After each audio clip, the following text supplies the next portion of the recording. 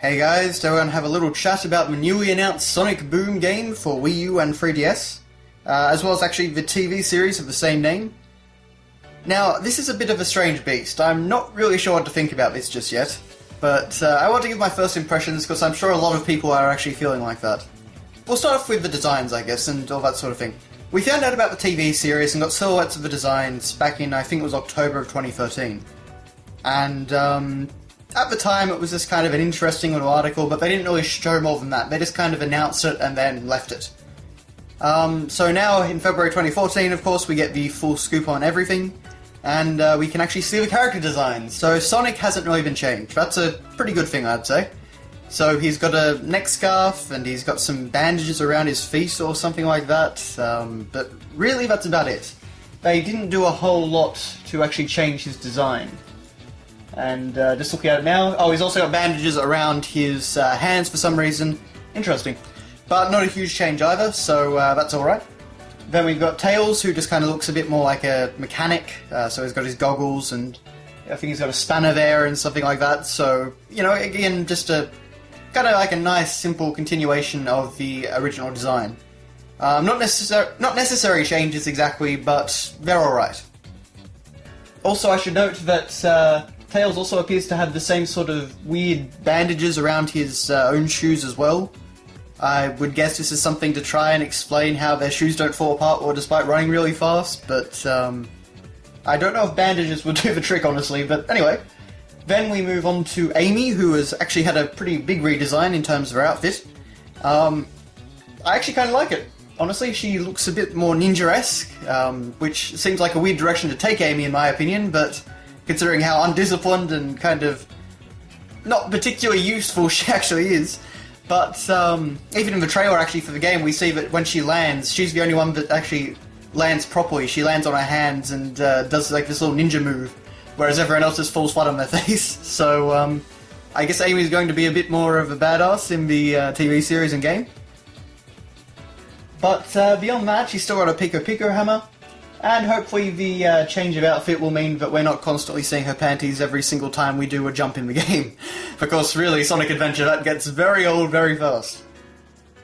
And of course, finally we come to Knuckles. Oh... I've got to say, I couldn't imagine a much worse design for Knuckles. I get that they want to do, like, the whole, you know, he's big and strong and, you know, he's the strength guy, but not the best way to do it, I don't think. What I get from the Knuckles design is basically they cut off Knuckles' head, they moved it about a meter up, and then they enlarged his body to compensate. Which just looks stupid. I haven't really seen a single person that's like this design so far, and yeah, it's a bit of a worry.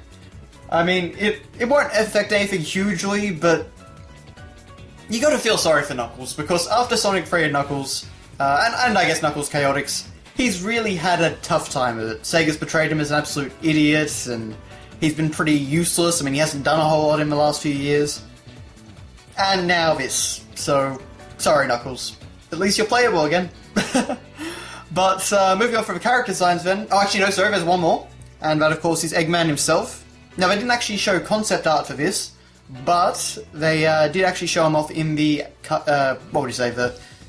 They kind of showed an excerpt of an episode, and in that we got to see Eggman's design. And I actually kind of like it, honestly. It's got some great classic Robotnik elements. You've got some of the yellow on his jacket and stuff like that, so I kind of like that. He feels kind of classic, and I think they made him a bit rounder and fatter, but don't quote me on that, I may just be misremembering. The only thing I'm not really a big fan of is that they trimmed his mustache quite significantly. And it looks alright, but, you know... Eggman has such a great stash. It's kind of unfortunate that he had to lose it for the cartoon, but anyway. But beyond character designs, we actually have the... Well, the TV show itself, we just got to see a little bit. It looks alright. I'll be honest, it looks better than I anticipated. The writing seems to be pretty good. I guess it could potentially be the best Sonic animated series we've had so far. Definitely looks better than Sonic X to me. So that's good, I guess.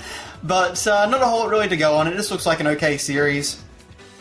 We did get a plot, actually. Apparently Sonic fires Tails as his sidekick, which sounds incredibly out of character to me. But then even more bizarrely, Eggman applies to be the sidekick or something like that.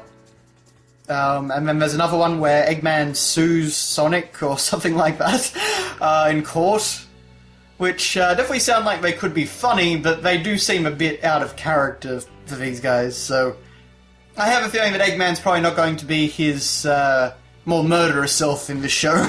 He's probably going to be a bit more, I don't know what you'd say, just kind of a bit more of the friendly, kind of pathetic Eggman. But that's alright. That's kind of to be expected. But onto the game itself, of course, my first thought basically is Ratchet & Clank. The game looks like Ratchet & Clank. I just got done playing Ratchet & Clank Nexus, and it just... very, very similar looking game. Totally different engines, to my knowledge, but what they've done with CryEngine 3 just makes it really look like Ratchet & Clank. The filters particularly, I think, contribute to that. And, yeah, it's just kind of very unsonic-y, for lack of a better term. But nothing quite looks right in the game, and it just doesn't quite mesh with the characters.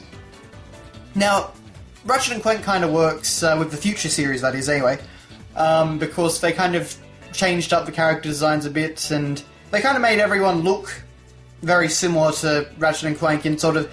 all the people are kind of these cartoony, deformed sort of designs, and everything's a bit strange, and it just kind of works when you're hopping between alien planets and stuff like that.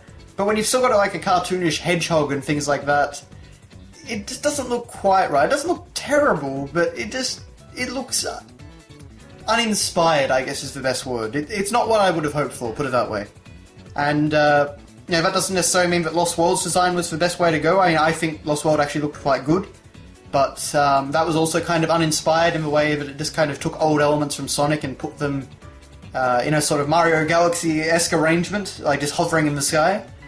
I don't necessarily think that was the right way to go, but ideally I'd like to find something that's cartoony, but also unique from what has previously happened in Sonic, and this game obviously isn't delivering that. But in terms of the actual gameplay, they actually might have got it right. I'm kind of interested in this. So, the immediate comparison that everyone's making, of course, is Mario 3D World, and yeah, I can't really argue that too much. Basically, it's a 4-player co-op game, no online multiplayer, unfortunately, but basically you can control either Sonic, Knuckles, Tails, or Amy, and they all have their own abilities. So Sonic, of course, is the speed character, Knuckles is the strength character, Tails can fly.